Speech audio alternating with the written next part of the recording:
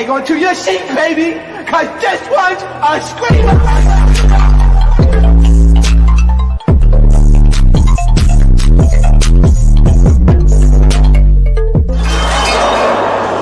Are you not entertained? Are you not entertained? What is going on, entertainment? So time comes out with another video. We talking Hollywood hot topics. Before I get started, make sure you guys hit that like button, hit that subscribe button. Let me know what y'all think about this video.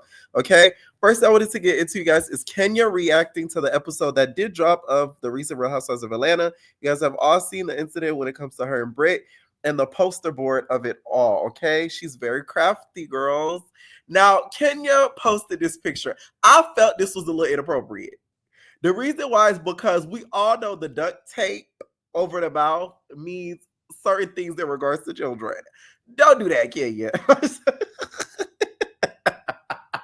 When I saw this, I cackled a little bit. I'm not gonna lie. I love Kenya, but it's like that is supposed to mean something else. Okay. Somebody in the comments said they thought some kids from Africa was missing. I'm sorry.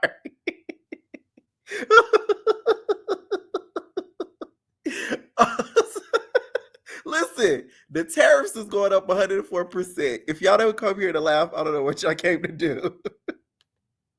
Kenya is so theatrical, and that's why I resonate with her. Somebody read me so hard in the comments.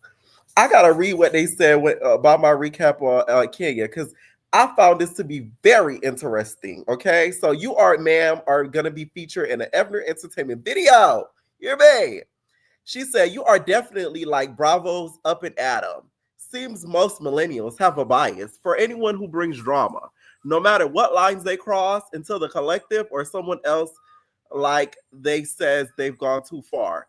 Not saying you or him are the followers, but a lot of gay men love their divas. Known fact, I respect it, but have an extreme bias for toxic older divas, I noticed. His is Lisa Vanderpump and Tamara Judge. Shout out to Up and Adam, by the way. Kenya could go because she'll never stop. Let's be real about that, please. She said she'll never stop. She's a 60-year-old mean girl. It's too late, likely. I'll miss some of her jabs and her cute laughs, though, to be honest. But F, yes, Brit should have been sent the F home instantly and told not to come back. And I say this as someone who is pro-violence. Yes, I am. I'm also pro-act accordingly, and that was out of line. Unwarranted and not for this show. One thing Kenya was and never was a threat to anyone's safety. Hell, if anyone should have threatened her, it should have been Phaedra. By the way, she looks stunning. First of all, lady, her name is Miss Selenius. One, I'm calling you out, Boogie Bag. I am not attracted to toxic divas. What? I am just calling it how I see it. I just feel like Bravo should have also reprimanded Brit. I'm not saying they're wrong for reprimanding Kenya. Do I think the extreme they went to was right? No. But Brit should have got something too. She shouldn't have just got off scot easy, like, especially with you being a newbie. It's one thing if, you know, Brit been there for a couple of years. You just got there and you threatening somebody with a pistol.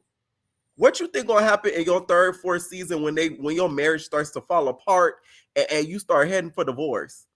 You gonna want to grab an AK at that point. I'm telling you, your first season you should not be threatening nobody with no damn pistol. She said that. So after this happened, you guys, Andy went on his talk show, not talk show, but his radio show. And you know how Andy does. He's like, well, I didn't like that scene. I didn't think it was like great. I would play it, but I don't want to get copyrighted. I love a good Andy Cohen impersonation. You know, I didn't feel like Kenya had a lot to do with the things that the things that she did. I didn't think it was the right thing to do in the moment. Even though she was threatened by a Glock, I didn't think it warranted sexual assault. Okay? He said something to that effect. Basically, what I didn't like from the audio, like I said, I wish I could play, but I just cannot. I will, of course, link it. It's on Twitter as well, too. She went on and continued to say, the two co-hosts, this is Kenya, after she posted about it. Like I said, the audio, the way it was reiterated, Andy kind of skipped over the fact that Brit made the GUN comment. Like, that's was what irritated me. Now she put the two co-hosts are extremely ignorant. SA is great. Remember that's what Phaedra accused Candy of attempting to do to Portia? Revenge corn? If someone showed Kim K's SCX tape to you, is that revenge corn? I found that plus tons others online. She signed a release for it, so it's fair. Receipt. Warning, if you're not an attorney and familiar with Georgia law, then shut up. Sick of the bias and select outrage. These comments should not have been aired. It's a podcast. Where is legal? You don't want activated Kenya. I should have not shown it at my event, but for the love of God, why would they ignore a clear GUN threat? Okay. And then she reposted and said the way they're ignoring Brit's Glockiano threat is disgusting. They treat the Black Housewives differently. If this happened on Real Housewives of Beverly Hills, Brit would have been fired on the spot. I agree 100%. Jade. I agree 100% because it's like, you got to understand. Like, had that had happened on Beverly Hills, Kyle, one tear would have dripped from her eyes, and she would have, that girl, whoever would have did that to Kyle would have been given a pink slip. That is ridiculous. I'm sorry. Like, Brit should have been suspended or terminated. Pure point blank. Like, y'all got to compare this. Like, I know this is reality TV, but it's still corporate. They still have an HR, etc. If you go to your 9 to 5, and trust me, I have wanted to say that a millions of times, okay, to a boss or two. I got my best though. If you say that in the middle of a disagreement or your boss correcting you, if you think you're going to come back into work the next day and be able to clock in, you're sadly mistaken. I don't know why people are kind of skipping over that and thinking, oh my God, this is sick of what she did. But it's not sick what Brit did. Try to do that at your job. I want y'all to get in an argument with somebody at your job and say, I'm glad I got my pistol. Don't say the person's name because y'all know that's y'all defense for Brit. She didn't say Kenya name, right? She didn't say Kenya name. That's y'all defense. But get in an argument with somebody and say, I'm glad I got my pistol. I got my pistol whips in the car. Say that and see if you keep your job. I really want to see that. Like, come on. It's pure BS. I'm very disappointed how Andy has not invited Kenya to speak on behalf of herself. I think it's sick. I think it's unfair. I don't think it's cool. And I feel as if she is getting a bad disservice in this situation because she's not able to speak her part. I think it's only fair if Brit's going to be on Watch What Happens Live, Kenya be on Watch What Happens Live. Let her speak her part as well. I just know somewhere Nene is laughing a little bit because of the things that Kenya said. This is why I got to be careful about, stuff that you speak into the world, because I remember Kenya sitting down with many people in the media, and y'all know I love me some Kenya. Although that entertainer said I was, such a fan of toxic divas. If that were the case, that entertainer that said that, don't you think I would love Natalie Nunn? I mean, I like Natalie Nunn, but I throw shots at her every chance I get.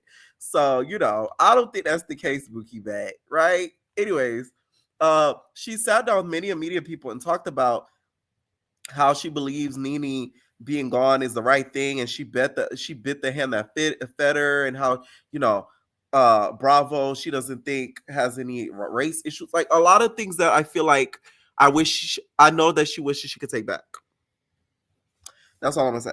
Okay. Brit, you guys, has been pretty quiet for the most part, posting little shots about how she's still here and this and that. First of all, I don't see Brit lasting more than a couple seasons, if she even comes back next season. The fans do not like her. We are still, a lot of people, even in my comments, were like, why is she casted? Like, I don't see the interest in her. Her lifestyle isn't like huge and luxurious, in my opinion, like Shami is. She's not entertaining. Her story to me is not that interesting. I don't see her lasting long.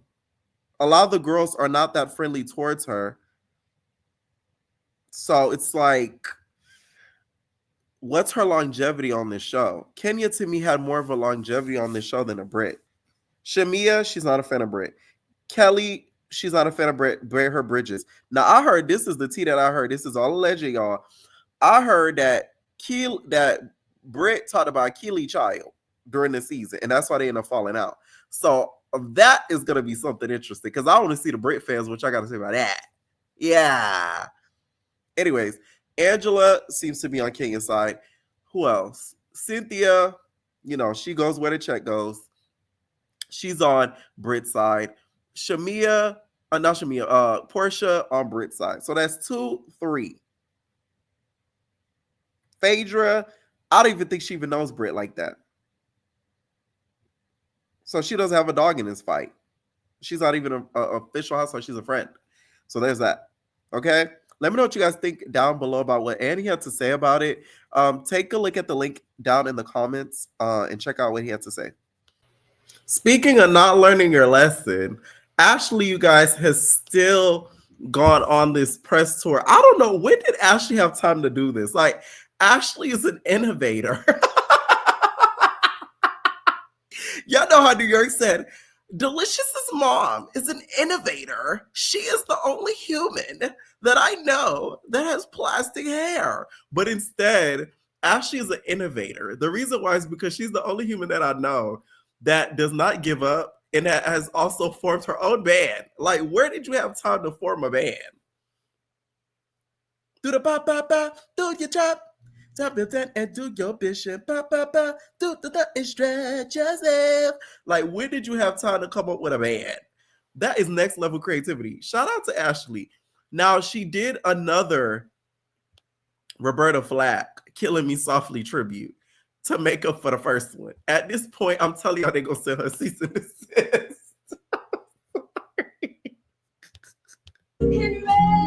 Each one of I pray that he will finish, but he just can't right along, struggling my pain with his fingers, and singing my life with his words. He was killing me softly. So, I visited my friends in Fox 5. Yep. And I'm not going to blame anybody else, even if some blame should be distributed. I will not do that. And I will say that we did not do justice, at least what came out on the TV. It was not justice to this incredible musician, Roberta Flack.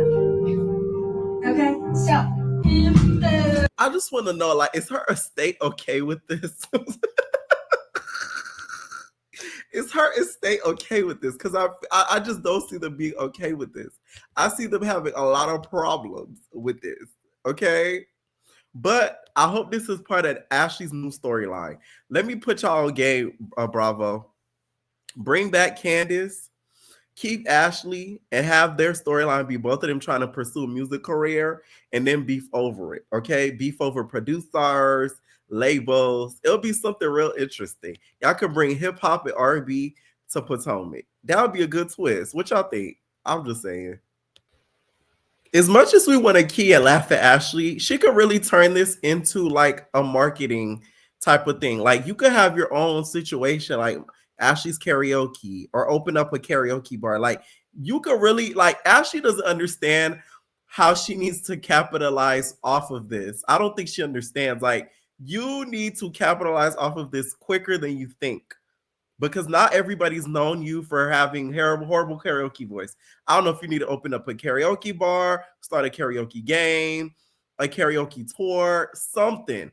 But it's something that I feel like she needs to capitalize off of quick, because her name right now is trending for singing badly. I mean, she even did Beyonce's Work It Out.